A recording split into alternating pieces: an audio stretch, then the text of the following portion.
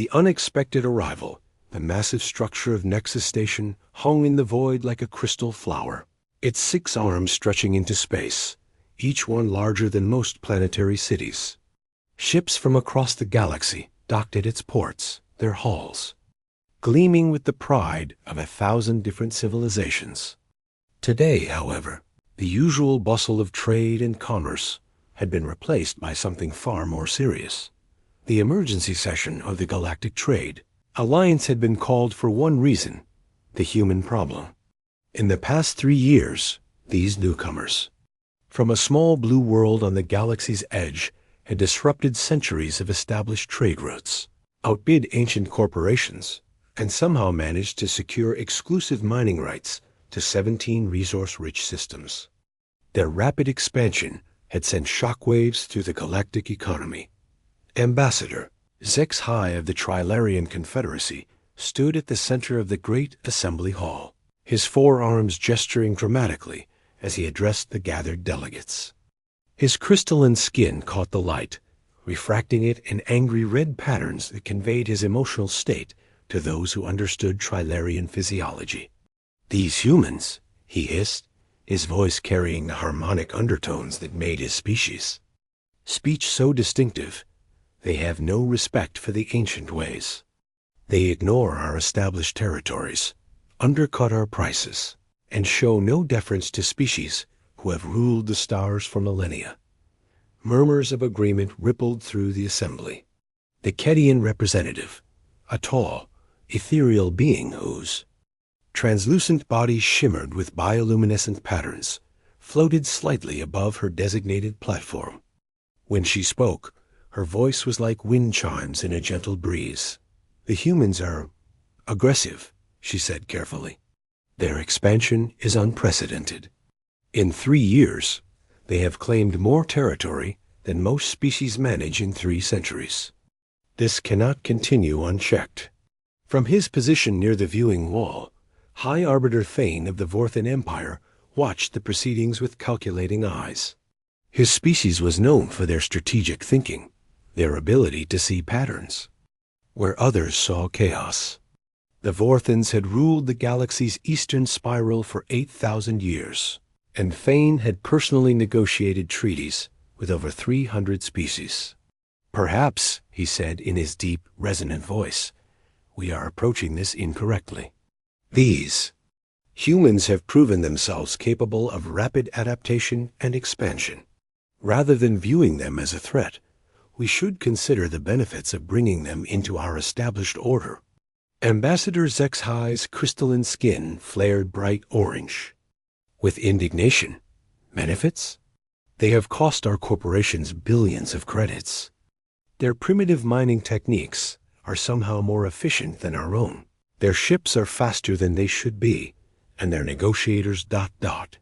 He paused, his anger making his harmonic speech discordant. "Their negotiators are impossible to read. They show no respect for hierarchy, no understanding of proper diplomatic protocol." The discussion might have continued for hours, as such assemblies often did, but it was interrupted by an urgent chime from the station's traffic control system. The massive holographic display at the center of the hall flickered to life, showing the surrounding space around Nexus Station. A single contact appeared on the display, moving at a velocity that should have been impossible for anything larger than a fighter craft. The object was approaching fast, too fast, and it was big, very big. Traffic Controller Iron, a multi-tentacled Aquarian whose species had managed station operations for the past 4 centuries, swam frantically between his control interfaces.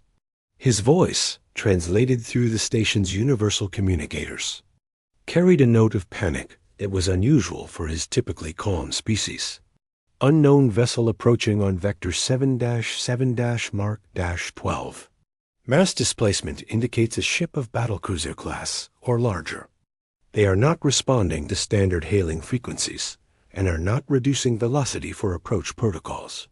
The delegates turned their attention to the display as the unknown contact grew larger. High Arbiter Thane's eyes narrowed as he studied the approaching vessel's energy signature. Something about it seemed familiar, yet impossible. "Magnify," he commanded. The display zoomed in, and suddenly the assembly hall fell silent. The ship that resolved on their screens was unlike anything they had ever seen. It was massive, easily dwarfing the largest Vorthan dreadnoughts, but its design was alien to their understanding. Instead of the smooth, flowing lines favored by most galactic civilizations, this vessel was angular, aggressive, bristling with weapon ports and sensor arrays. Its hull was a deep, blood-red color that seemed to absorb light rather than reflect it. Strange symbols were etched along its flanks, markings that no universal translator could decipher.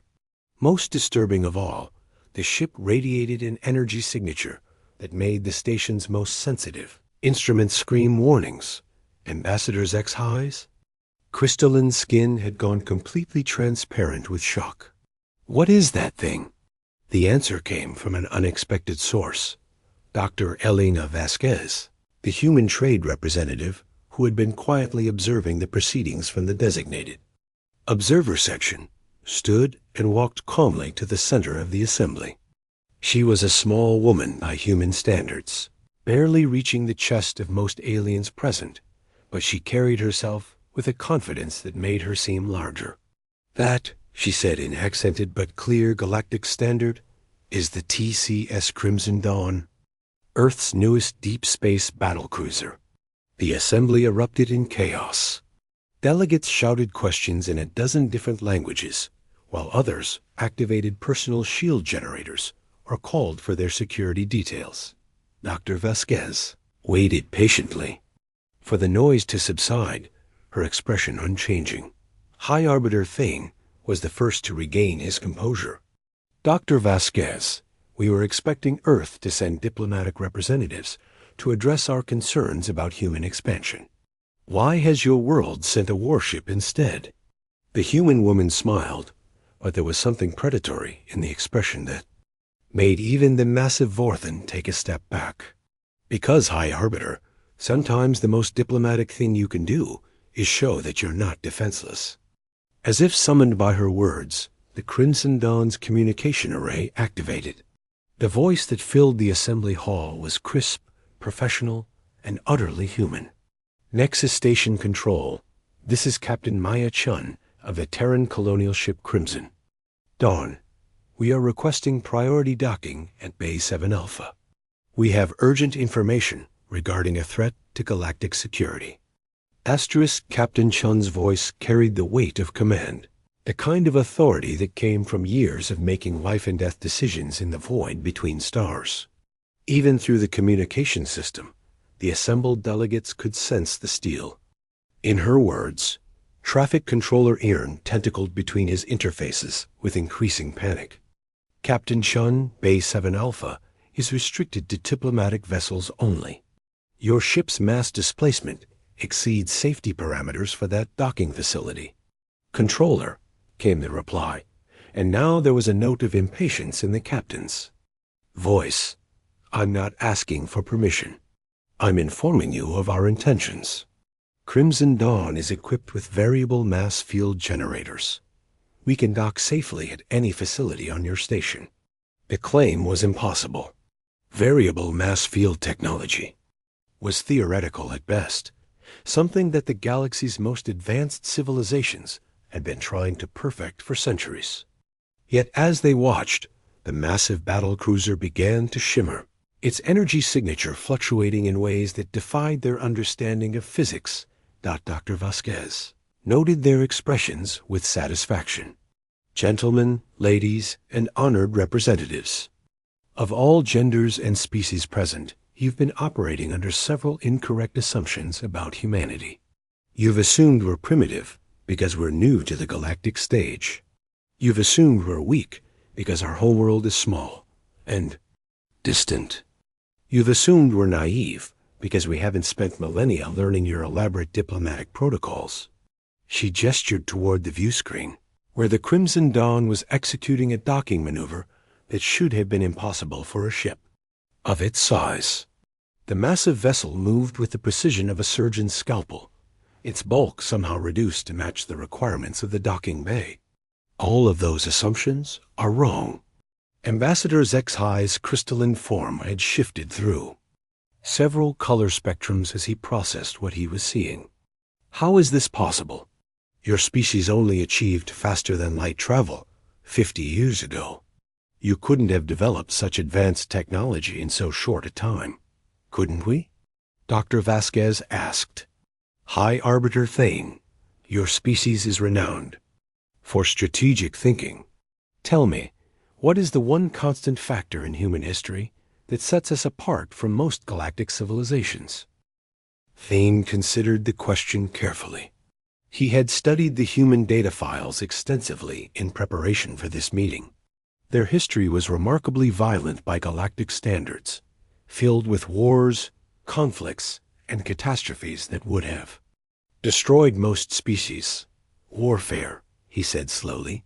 Your species has been in near constant conflict throughout your recorded history. Exactly, Dr. Vasquez confirmed. While your civilization spent millennia perfecting art, philosophy, and trade, humans spent those same millennia perfecting the art of survival against impossible odds. We learned to adapt, to innovate, to turn every challenge into an opportunity for advancement. The docking procedures completed with a soft thud that resonated through the station's superstructure. On the display screens, they could see the Crimson Dawn's airlocks cycling open. What emerged was not what any of the delegates had expected. Captain Maya Chun was a woman in her 40s, her black hair streaked with premature silver, her face bearing the kind of scars that came from surviving battles in the void. She wore a uniform that was simultaneously practical and elegant, designed for function rather than ceremony. Behind her came her senior officers, each one carrying themselves with the same quiet confidence as their captain. But it wasn't the humans themselves that caused the assembly to fall silent. It was their equipment. The handheld devices they carried hummed with barely contained energy. Their uniforms incorporated technology that made the station's most advanced systems look primitive by comparison. And their weapons... Ambassador Zexhi had fought in 3 galactic wars and had seen every type of personal armament known to civilized space. The sidearms carried by the human officers were completely unknown to him, their energy signatures reading as exotic matter containment fields. Captain Shun strode into the assembly hall like she owned it, her officers flanking her in a formation that spoke of military precision and absolute trust. When she reached the center of the chamber, she didn't bow, didn't genuflect, didn't perform any of the ritual submissions that were expected when addressing the galactic powers. Instead, she simply stood at attention and waited. The silence stretched for long moments before High Arbiter Thane found his voice. Captain Shun, your arrival has ... surprised us. We were not expecting a military vessel. The human captain's expression didn't change. High Arbiter, with respect, you called this assembly to discuss the human problem. You've spent the last several hours debating how to contain, control, or eliminate human expansion in this galaxy. Did you really expect us to send defenseless diplomats to such a gathering?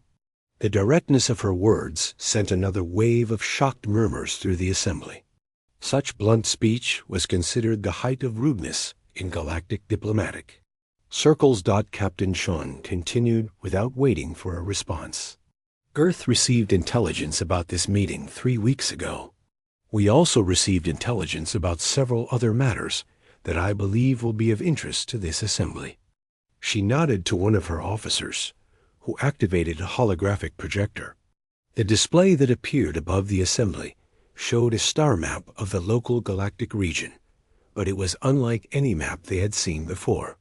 It showed energy patterns, mass movements, and gravitational anomalies that their own sensors had somehow missed. 18 days ago, our deep space monitoring stations detected unusual activity in the void between galaxies. Long-range reconnaissance probes have confirmed our worst fears. The display zoomed in on a section of space that appeared empty to conventional sensors. Something is coming. Something big, something hostile, and something that makes our previous concerns about trade routes and mining rights seem laughably insignificant. The assembled delegates stared at the display, trying to comprehend what they were seeing. The energy readings were massive, indicating fleet movements on a scale that defied imagination. Ambassador Zexhi's crystalline skin had gone completely colorless. "What are you saying, Captain?" Captain Chun's expression was grim. "I'm saying that in approximately 72 hours, this system is going to be invaded by a force that our xenoarchaeologists have identified as the Void Hunters. An extragalactic species that consumes entire civilizations and has been dormant in the space between galaxies for over 50,000 years. The assembly hall erupted in chaos once again, but this time it was panic rather than indignation. Captain Chun waited for the noise to subside before continuing. Earth didn't send diplomats to this meeting because diplomacy won't save us from what's coming. We sent the Crimson Dawn because it's the most advanced warship in known space, and even it might not be enough. High Arbiter Thane's strategic mind was already racing, analyzing the implications. Why should we believe you? This could be an elaborate deception to justify human military presence in our space. Captain Chun's smile was cold.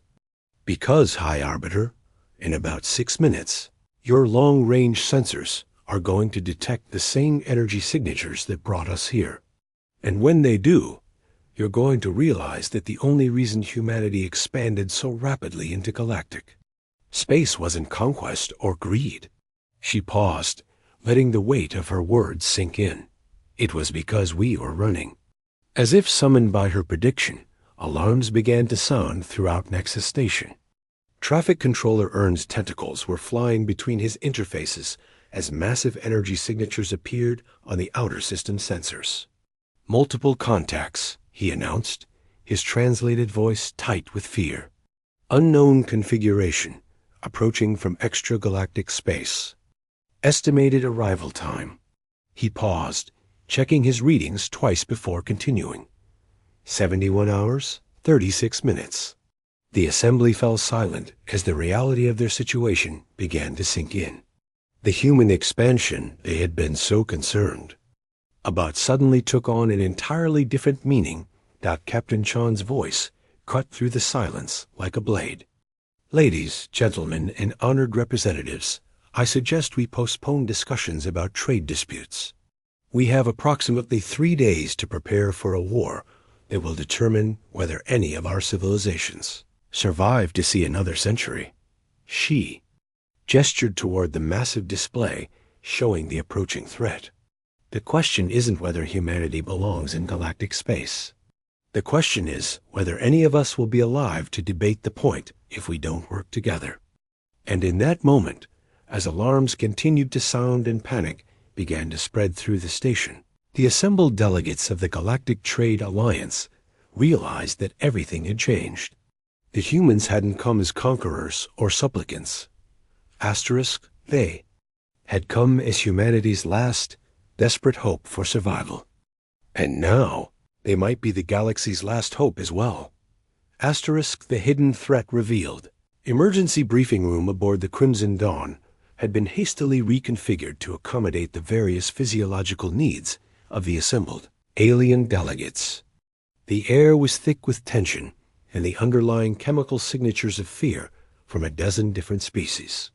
Captain Maya Chun stood at the head of the tactical display, her expression carved from stone as she watched the galaxy's most powerful leaders grapple with information that shattered their understanding of reality.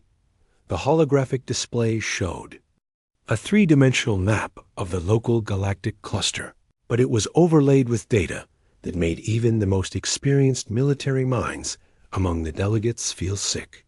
Red markers indicated consumed systems, vast swaths of space where entire civilizations had simply vanished without a trace. "The Void Hunters," Captain Chun began, her voice carrying the weight of absolute certainty, "are not from our galaxy. Our xenoarchaeological teams have traced their origins to the Andromeda Cluster, approximately 2.5 million light-years from here." High Arbiter Thane, despite his species' reputation for emotional control, found his hands trembling as he studied the data. "Captain, these readings, they indicate the consumption of entire star systems. How is such a thing possible?" "Commander." Sarah Rodriguez, the Crimson Dawn's chief science officer, stepped forward. Her dark eyes reflected the horrors she had witnessed through long-range sensors. "High Arbiter, the Void Hunters are not a conventional military force. They are a parasitic civilization that feeds on energy, matter, and what we can only describe as the life force of entire worlds." She manipulated the display, zooming in on one of the consumed systems. Where a star and its planets should have been, there was only empty space and the faint energy signature of exotic matter. Each Void Hunter ship is essentially a mobile ecosystem, a living entity that grows stronger with every world it consumes. They don't just destroy civilizations, they absorb them, adding their technology, their knowledge, and their biological distinctiveness to their own.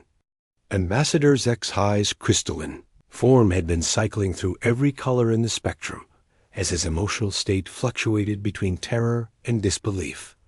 "This is impossible. Our sensors would have detected such a massive presence in intergalactic space, would they?" Captain Sean asked.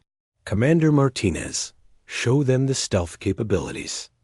The Crimson Dawn's tactical officer, a man whose cybernetic eye bore the scars of battles fought in the void, brought up a new display. The Void Hunters exist in a state of quantum flux when not actively feeding. They phase in and out of normal space-time, making them virtually undetectable until they choose to reveal themselves.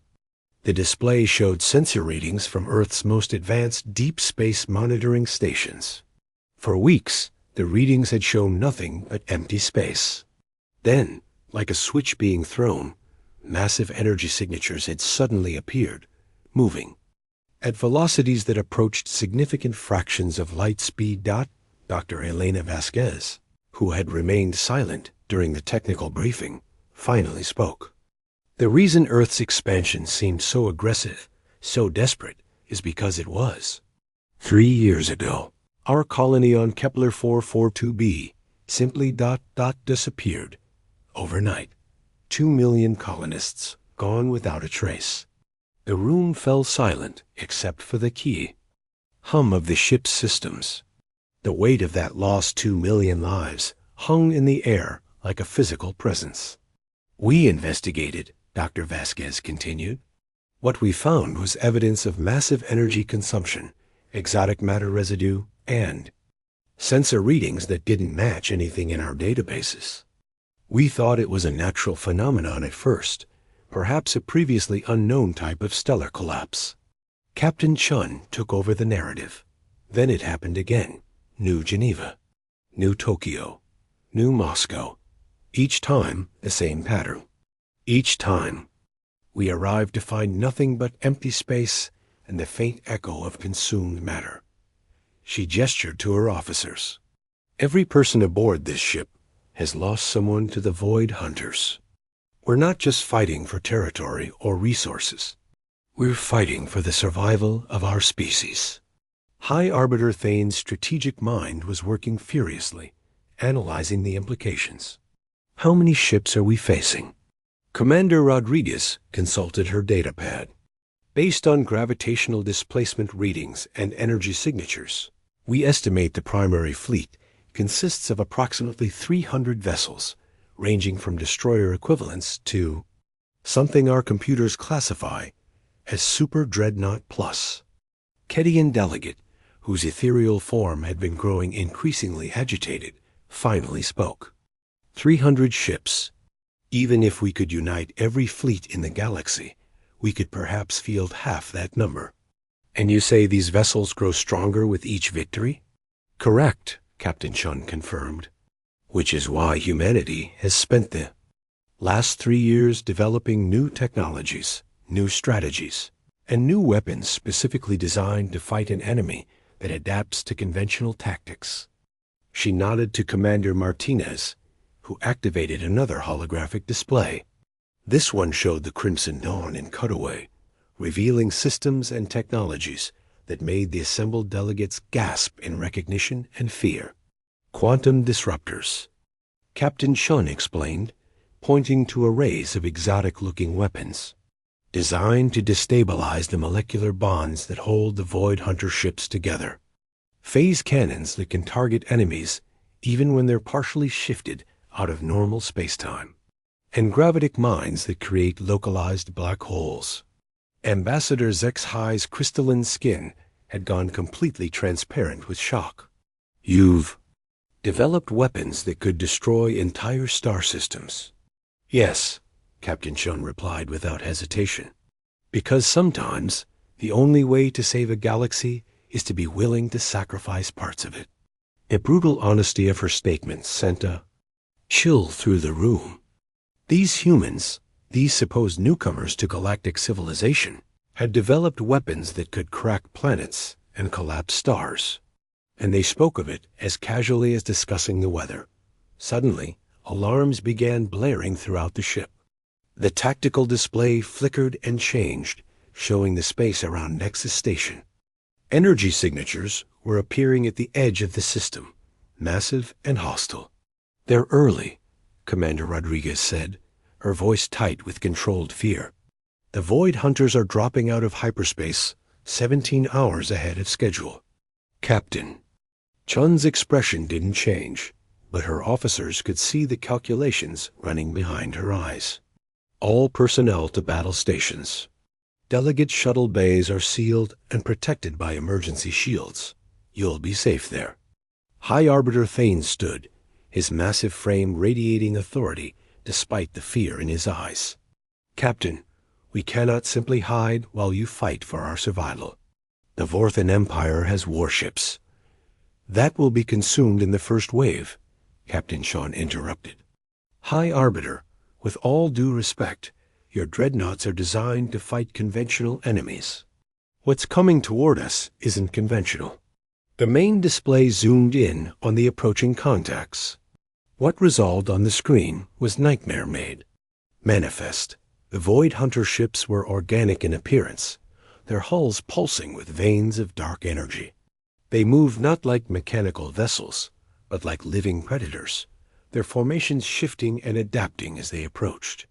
"Dear gods," whispered the Kedian delegate, "they're beautiful and terrifying." "Commander Rodriguez," Captain Shun ordered, "initiate Protocol 7, full quantum entanglement with Earth Command. If we don't survive this, they need to know what we learned." The science officer's hands flew over her controls. "Quantum link established. Earth Command confirms receipt of tactical data." Captain Shun turned to the assembled delegates. "Ladies, gentlemen, and honored representatives, what you're about to witness is either the beginning of a new age of cooperation between our species, or the end of civilization as we know it." The first wave of Void Hunter vessels entered the system like a tide of darkness. They moved faster than anything the galactic powers had ever seen, their exotic matter drives leaving trails of distorted spacetime in their wake. Nexus Station's defense platforms opened fire first. They're massive. Plasma cannons sending streams of superheated gas toward the invaders. The plasma bolts struck the Void Hunter ships and simply disappeared, absorbed into their hulls like water into sand. "Their adaptive armor is feeding on the energy," Commander Martinez reported. "Conventional weapons are just making them stronger." "Captain." Chun's smile was cold and predatory. "Good thing we don't use conventional weapons. All ships, this is Crimson Dawn Actual. Execute Plan Delta. Show them what humans do when cornered." The Crimson Dawn's weapon systems came online with a sound. Like thunder, the quantum disruptors charged with energies that made space itself ripple. The phase cannons aligned with targets that existed partially outside normal reality. Fire, Captain Shun commanded. What followed was unlike any space battle in Galactic history. The Crimson Dawn's weapons didn't simply damage the Void Hunter ship, they unraveled them at the molecular level. Quantum disruptor beams struck the organic hulls and caused them to collapse in on themselves, their exotic matter composition becoming their weakness instead of their strength. The phase cannons fired bursts of energy that existed in multiple dimensions simultaneously, striking the Void Hunters even when they tried to shift out of normal space. For the first time in 50,000 years, the cosmic predators found themselves facing prey that could fight back, but the Void Hunters learned quickly. The second wave of ships approached with different tactics, their formations spreading wide, to minimize the effectiveness of the quantum weapons. And there were so many of them. "Captain," Commander Rodriguez called out, "I'm reading massive energy buildup from the lead ships. They're preparing some kind of planet-killer weapon." Through the viewports, the assembled delegates could see Nexus Station's outer ring beginning to glow as the Void Hunters focused their consumption beams on the massive structure. The ancient station, which had stood for 10,000 years as a symbol of galactic unity, was being slowly dissolved. Asterisk. High Arbiter Thane made a decision that would echo through history. "Captain Shun, the Vorthan battle fleet is at your disposal. Tell us how to fight these things." One by one, the other delegates made the same choice. Ambassador Zexhi's crystalline form blazed with determination as he opened communications with the Trilarian fleet. The Kedian delegate sang a hauntingly beautiful war song that summoned her peoples. Bioships from the system's outer reaches. Captain Shun felt something she hadn't experienced in years. Hope. "All ships, this is Crimson Dawn. We're transmitting. Tactical data on Void Hunter weak points. Concentrate fire on their energy conduits. Use rotating frequencies to prevent adaptation. And remember, we're not just fighting for our own species anymore. The battle that followed was brutal and desperate. The combined fleets of the galaxy, led by human tactical innovations and powered by alien technologies, fought against an enemy that had consumed entire civilizations. Ships died in flames and void. Heroes emerged from species that had been enemies hours before, and the very foundations of galactic civilization hung in the balance. In the end, it was not superior firepower that won the day, but something the Void Hunters had never encountered before: cooperation. Each species brought their unique strengths to the battle. Vorthan strategic planning, Trilarian adaptive shields, Kedian bioweapon technology, and human sheer bloody-minded refusal to give up. When the last Void Hunter ship was destroyed, its exotic matter hull collapsing into quantum foam, the survivors found themselves facing a new reality. The old galaxy was gone, destroyed by fear and prejudice. In its place was something unprecedented, a true alliance forged in the fires of mutual survival. Captain Shun stood on the bridge of the Crimson Dawn, looking out at the damaged but surviving ships of the combined fleet. Among them were vessels she had been prepared to fight only hours ago. Now they were allies, bound together by blood and sacrifice. High Arbiter Thane's voice crackled over the communication system. "Captain Shun, on behalf of the Galactic Council, I formally request that Earth accept membership not as a junior partner, but as an equal." The captain's scarred face showed the first genuine smile her crew had seen in months. "High Arbiter, Earth accepts. But understand this, we're not joining your old system. We're building something new, something better." As the combined fleets limped back toward their home systems, carrying word of the victory and the new alliance, the galaxy began to change. The age of isolated species and competing empires was ending. The age of cooperation, driven by human determination and alien wisdom, was beginning, and somewhere in the void between galaxies, Ancient sensors detected the energy signatures of the battle. Other Void Hunter fleets, vast beyond imagination, began to stir from their long slumber. The first battle was won, but the war for the galaxy's survival had only just begun.